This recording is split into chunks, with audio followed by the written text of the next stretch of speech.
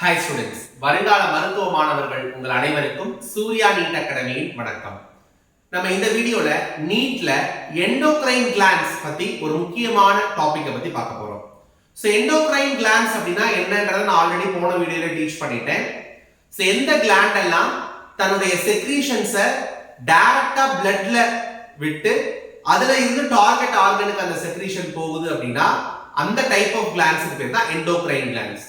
இதே ஒரு கிளாண்ட் அதனுடைய செக்ரீஷன்ஸை ஒரு டக்ட் வழியில ஒரு டியூப் வழியில வந்து பாஸ் பண்ணுது அப்படின்னா that glands are called as exocrine glands னு சொல்றோம். சோ எண்டோக்ரைன் கிளாண்ட்ஸ்ல ஆல்ரெடி நம்ம பான்கிரியாஸ் பத்தி ரொம்ப டீடைலா பார்த்தோம். சோ இந்த கிளாஸ்ல நம்ம வந்து பிட்யூட்டரி கிளாண்ட் பத்தி பார்க்க போறோம். சோ எண்டோக்ரைன் கிளாண்ட்ல பிட்யூட்டரி கிளாண்ட பத்தி ரொம்ப டீப்பா நம்ம பார்க்க போறோம். சோ பிட்யூட்டரி கிளாண்ட் அப்படிங்கிறது ஃபர்ஸ்ட் ஆஃப் ஆல் இதோட லொகேஷன் எங்க சார் இந்த பிட்யூட்டரி கிளாண்ட் லொகேட் ஆயிருக்கு அப்படின்னா ஹெட் தலைப்பகுதியில லொகேட் ஆயிருக்கு. அதுலயுமே செல்லா டர்சிகா அப்படின்ற ஒரு போனி கேவிட்டிக்குள்ள பிளேஸ் ஆயிருக்கு. ஒரு போன், ஒரு எலும்பினுடைய ஒரு குழி, செல்லா டர்சிகா அப்படின்ற ஒரு போனி கேவிட்டிக்குள்ள இந்த பிட்யூட்டரி கிளாண்ட் வந்து லொகேட் ஆயிருக்கு. இந்த பிட்யூட்டரி கிளாண்ட்ல ரெண்டு டைப் இருக்கு.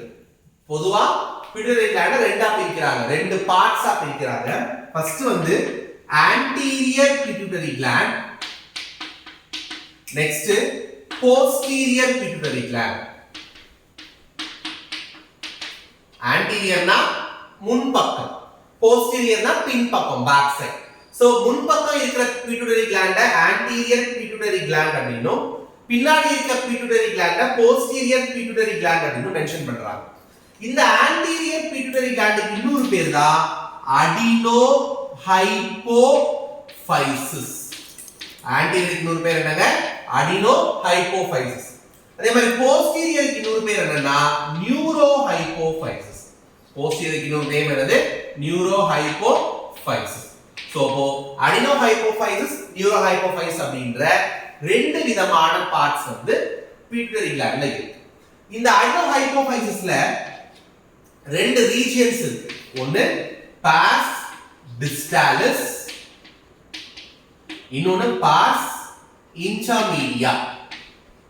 pars distalis, pars intermedia அப்படின்ற ரெண்டு ரீஜியன்ஸ் இருக்கு. நியூரோஹைபோஃபைசிஸ்ல ஒரே ஒரு ரீஜியன் தான் pars nervosa அப்படின்ற ஒரு ரீஜியன். ஓகே, சோ ஒரு பிட்யூட்டரி கிளாண்ட் வந்து செல்லா டர்சிகா அப்படின்ற ஒரு போனி கேவிட்டில ஹெட் ரீஜியன்ல பிரசன்ட் ஆயிருக்கு. பிட்யூட்டரி கிளாண்ட்ல ரெண்டு பார்ட்ஸ் இருக்கு, ரெண்டு ஹாஃப் இருக்கு. One is anterior pituitary whereas number 2 is posterior pituitary gland. anterior pituitary gland இன்னொரு பேரு adenohypophysis, posterior pituitary gland இன்னொரு பேரு neurohypophysis. anteriorல pars distalis, pars intermedia ன்னு ரெண்டு பார்ட்ஸ் இருக்கு. neurohypophysisல ஒரே ஒரு பார்ட் pars nervosaன்ற பார்ட். இந்த pars distalis அப்படின்றது ரொம்ப முக்கியமான ஒரு ஏரியா. இது கிட்டத்தட்ட ஒரு 6 ஹார்மோனை செக்ரீட் பண்ணும். 6 எண்டோக்ரைன் ஹார்மோன்ஸை டிஸ்டாலிஸ் ரீஜியன் செக்ரீட் பண்ணும். ஒரே ஒரு எண்டோக்ரைன் கிளாண்ட் ஹார்மோனை வந்து pars intermedia செக்ரீட் பண்ணும். ரெண்டு ஹார்மோன்ஸ் வந்து pars nervosaல இருந்து லிபரேட் பண்ணப்படும். சோ டோட்டலா இந்த 9 ஹார்மோன்ஸ் ரொம்ப முக்கியம். இந்த 9 ஹார்மோன்ஸ் பத்தி தான் நம்ம ரொம்ப டீடைலா இந்த வீடியோல பார்க்க போறோம். ஃபர்ஸ்ட் வந்து பாத்தீங்கன்னா பிட்யூட்டரியினுடைய adenohypophysis இருக்கிற pars distalis செக்ரீட் ஆகுற 6 ஹார்மோன்ஸ் பத்தி நம்ம ரொம்ப டீடைலா பார்க்கலாம். ஃபர்ஸ்ட் அடினோல இருக்கிற pars distalis. ஓகே, இதுல ஃபர்ஸ்ட் ஹார்மோன் வந்து GH. GH அப்படிங்கிறது growth ஹார்மோன். GH அப்படினா growth ஹார்மோன். சோ பேர்லயே இருக்கு growth அப்படினு. அப்போ ஒரு மனுஷன் சின்ன குழந்தையா பிறப்பான், அவன் பெரிய ஒரு மனுஷனா வளர்றதுக்கு, grow ஆகிறதுக்கு இந்த ஹார்மோன் ரொம்ப ரொம்ப ரொம்ப முக்கியம். இந்த ஹார்மோன் தான் நம்ம செல்ஸ்ல, மசில்ஸ்ல செல் டிவிஷனை வந்து இன்டியூஸ் பண்ணி நம்மள வந்து நல்லா grow வளர வைக்கிறது. சரிங்களா? இந்த ஹார்மோன் இல்ல அப்படினா கண்டிப்பா ஒருத்தனால நல்லா வளர முடியாது. சில பேர் ரொம்ப ஹைட்டா இருப்பான், சில பேர் ரொம்ப குட்டையா இருப்பான். இதுக்கெல்லாம் காரணம் இந்த ஹார்மோன் தான். இந்த ஹார்மோன் ரொம்ப அதிகமா செக்ரீட் ஆகுதுன்னு வச்சுக்கோங்களேன். ஒரு லெவலுக்கு மேல ரொம்ப அதிகமா இந்த ஹார்மோன் நம்ம பாடியில செக்ரீட் ஆகுதுன்னா அப்ப நமக்கு இருக்கிற கண்டிஷனுக்கு பேரு ஜெய்ஜாண்டிசம். ஜெய்ஜாண்டிக்கா இருக்கான்னு சொல்லுவாங்க பாத்தீங்களா, ஜெய்ஜாண்டிக் ஃபிகரா இருக்கான்ட்டு, நல்லா குண்டா என்ன சொல்றது ராட்சச மாதிரி இருப்பான் ரொம்ப அந்த ஹார்மோன் செக்ரீட் ஆச்சுன்னா. சப்போஸ் இந்த ஹார்மோன் ரொம்ப கம்மியா செக்ரீட் ஆகுது அப்படின்னா அப்ப அந்த கண்டிஷனுக்கு பேரு டுவார்ஃபிசம். சோ டுவார்ஃப் அப்படினாலே குள்ளன் அர்த்தம், ஷார்ட் அப்படின்னு அர்த்தம். சோ ரொம்ப இந்த ஹார்மோன் கம்மியா செக்ரீட் ஆகும், அவன் எப்படி இருப்பான், ரொம்ப குள்ளையா இருக்கும். ஓகேயா, இதுதான் growth hormone. Number 2 TCH. TCH so thyroid stimulating hormone. Thyroid stimulating hormone. So thyroid அப்படின்ற ஒரு gland நம்ம பாடியில இருக்கு, எல்லாருக்கும் தெரியும். சோ நம்மளுடைய neck part கழுத்து பகுதியில thyroid gland அப்படின்ற ஒரு gland இருக்கு. இந்த thyroid gland பாத்தீங்கன்னா தைராக்சின் அப்படின்ற ஒரு ஹார்மோனை செக்ரீட் பண்ணுது. தைராய்டு கிளாண்ட் என்ன பண்ணுது, தைராக்சின் அப்படின்ற ஹார்மோனை செக்ரீட் பண்ணுது. இந்த தைராய்டு கிளாண்ட் கரெக்ட்டா தைராக்சின் ஹார்மோனை செக்ரீட் பண்றதுக்கு இந்த ஹார்மோன் ஹெல்ப் பண்ணும். TCH அப்படின்ற thyroid stimulating hormone, thyroid gland அதனுடைய ஹார்மோனான தைராக்சினை கரெக்ட்டா செக்ரீட் பண்றதுக்கு ஸ்டிமுலேட் பண்ணுது, தூண்டிவிடும். அப்ப ஒரு தைராக்சின் ஹார்மோன் கரெக்ட்டா செக்ரீட் ஆகணும்னா தைராய்டு கிளாண்ட் கரெக்ட்டா ஃபங்க்ஷன் ஆகும். தைராய்டு கிளாண்ட் கரெக்ட்டா ஃபங்க்ஷன் ஆகும்னா தைராய்டு ஸ்டிமுலேட்டிங் ஹார்மோன் வந்து TSH, தைராய்டு ஸ்டிமுலேட்டிங் ஹார்மோன் வந்து இந்த பாஸ் சிஸ்டாலிஸ் பார்ட்ல இருந்து செக்ரீட் ஆகும். ஓகேயா. Number 3 ACTH, Adreno corticotropic hormone. Adreno corticotropic hormone, ACTH ன்னு ஷார்ட்டா சொல்லுவோம். சோ பேர்ல இருக்கு அட்ரினோ கார்டிகோட்ரோபிக். ட்ரோபிக் அப்படினாலும் ஸ்டிமுலேட்டிங் அர்த்தம். சோ அட்ரினோ கார்டிகோட்ரோபிக் ஹார்மோன் அப்படிங்கும்போது உங்க எல்லாருக்கும் தெரியும் கிட்னி இருக்கு இல்லையா. சோ கிட்னிக்கு மேல வந்து ஒரு கிளாண்ட் இந்த மாதிரி இருக்கும், கிட்னிக்கு மேல ஒரு கிளாண்ட் இந்த மாதிரி இருக்கும். இந்த கிளாண்டுக்கு பேர் தான் அட்ரினல் கிளாண்ட். இந்த கிளாண்டுக்கு பேர் என்னது, அட்ரினல் கிளாண்ட். சோ அந்த அட்ரினல் கிளாண்ட்ல எப்படி இருக்கும்னா, அந்த அட்ரினல் கிளாண்ட்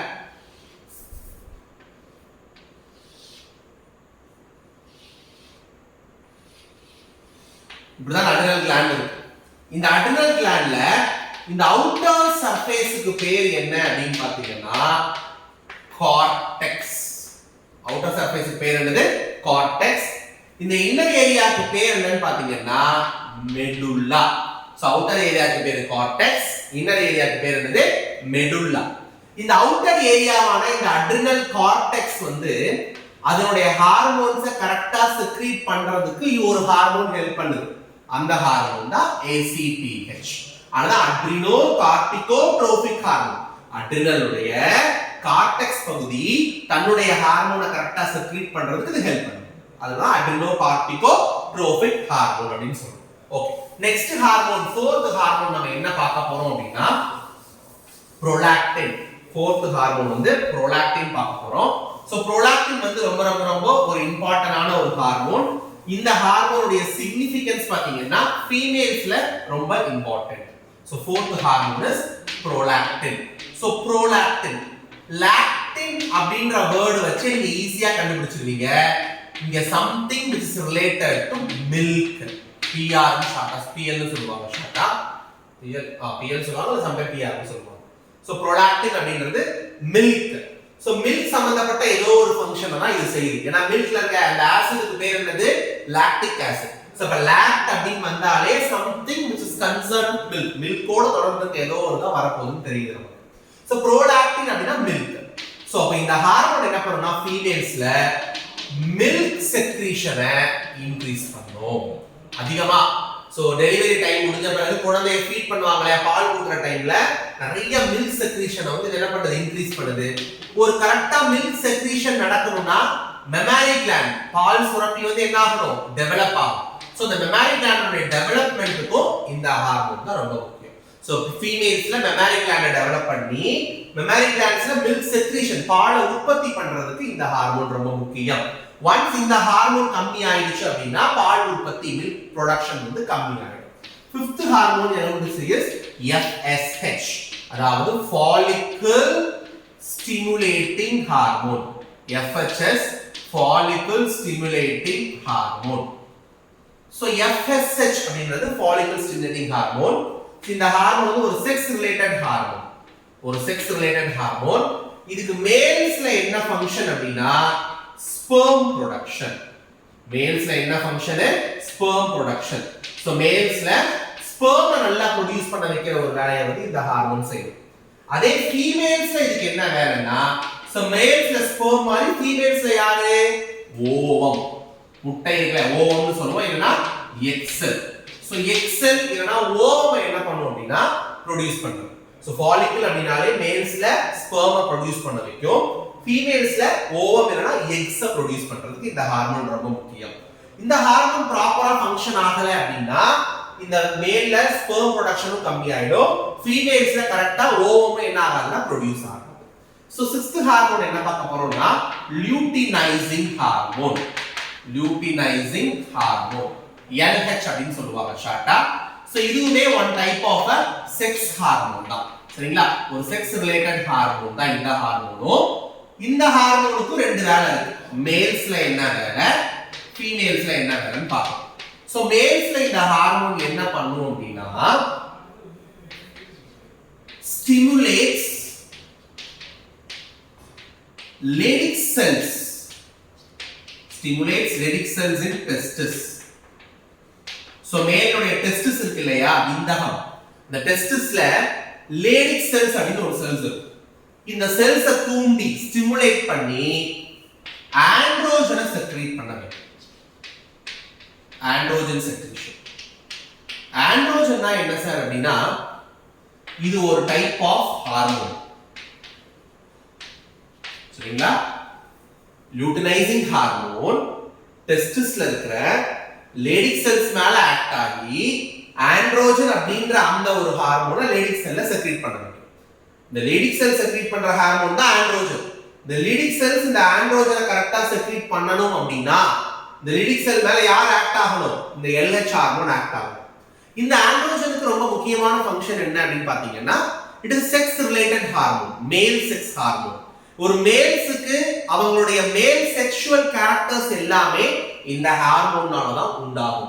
பியர்ட் growth, தாடி வளருது, முஸ்டாச் மீச வளருது, நல்ல மசில்ஸ் வளருது, அதே மாதிரி வந்து நல்ல broad voice, நல்ல கட்டன குரல். இந்த மாதிரி மேலுடைய கேரக்டர்ஸ் ஆண் குணாதிசயங்களை ஆண்களுக்கு கொடுப்பது என்னன்னா இந்த ஹார்மோன் தான். ஒன்ஸ் இந்த ஹார்மோனுடைய செக்ரீஷன் கம்மி ஆகும் பொழுது மேல்ல மேல் செக்சுவல் கேரக்டர்ஸ் கம்மியாக ஆரம்பிக்கும். So luteinizing hormone Leydig cells மேல ஆக்ட் ஆகி லேடிக் செல்ஸ் ஆண்ட்ரோஜன் அப்படிங்கற ஹார்மோனை செக்ரீட் பண்ணுது. ஆண்ட்ரோஜன் அப்படினா அது ஒரு குரூப் ஆஃப் ஹார்மோன்ஸ். நிறைய ஹார்மோன்ஸ் சேர்ந்த ஒரு பொதுவான ஒரு பெயர் தான் ஆண்ட்ரோஜன்.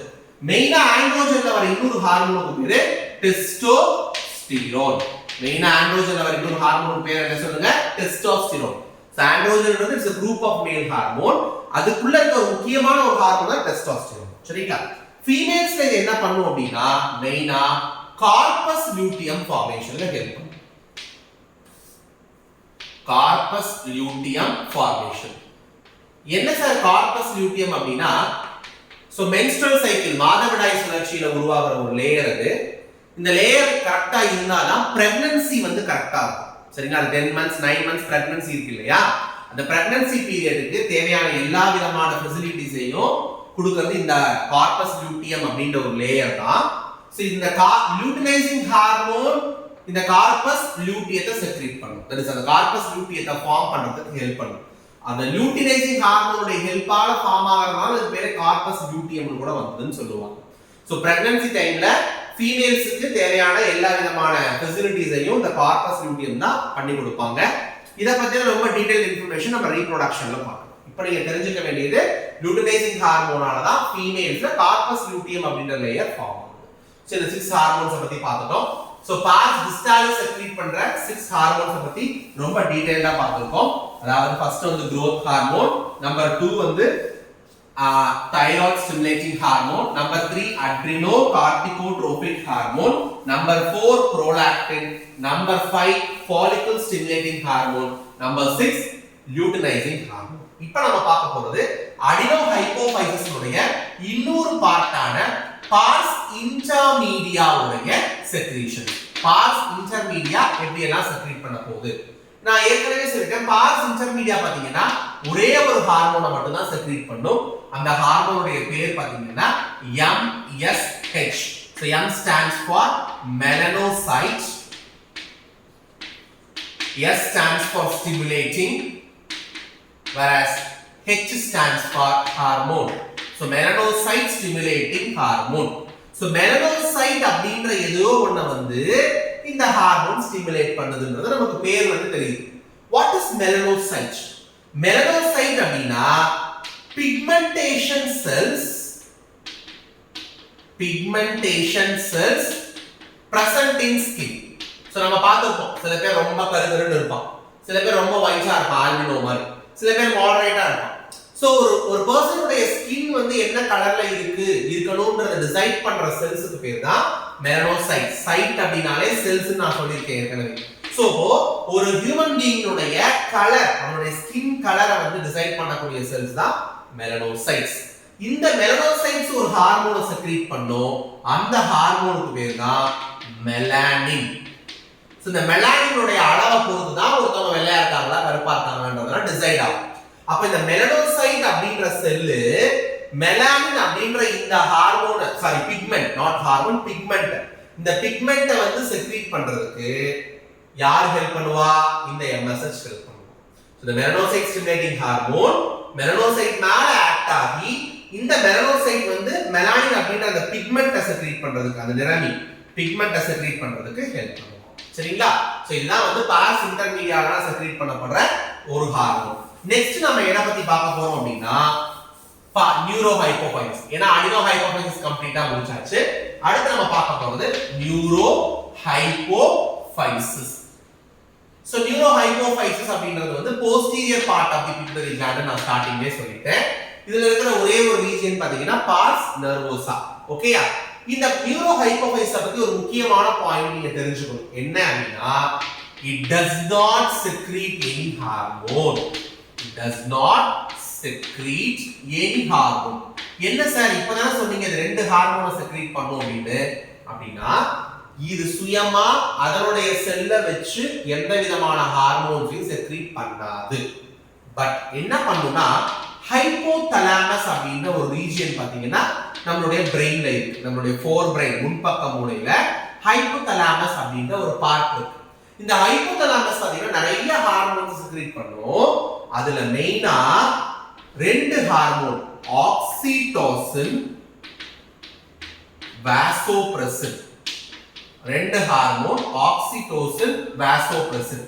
இந்த ரெண்டு ஹார்மோனையும் ஹைப்போதலாமஸ் செக்ரீட் பண்ணி ஸ்டோர்ட் இன் நியூரோஹைப்போஃபைசிஸ். புரியுதுங்களா? இந்த ஆக்சிடோசின், வாசோபிரசின் அப்படிங்கிற ரெண்டு ஹார்மோனையும் ஹைப்போதலாமஸ் தான் செக்ரீட் பண்ணுவாங்க. இந்த ஹைப்போதலாமஸ் செக்ரீட் பண்ண இந்த ஆக்சிடோசின், வாசோபிரசின் அப்படிங்கிற ரெண்டு ஹார்மோனையும் ஜஸ்ட் வாங்கி ஸ்டோர் பண்ணி வைக்கிற வேலையை மட்டும்தான் நியூரோஹைப்போஃபைசிஸ் செய்யுமே தவிர சொந்தமா எந்த விதமான ஹார்மோனையும் அது செக்ரீட் பண்ணாது. So stored in neurohypophysis and release.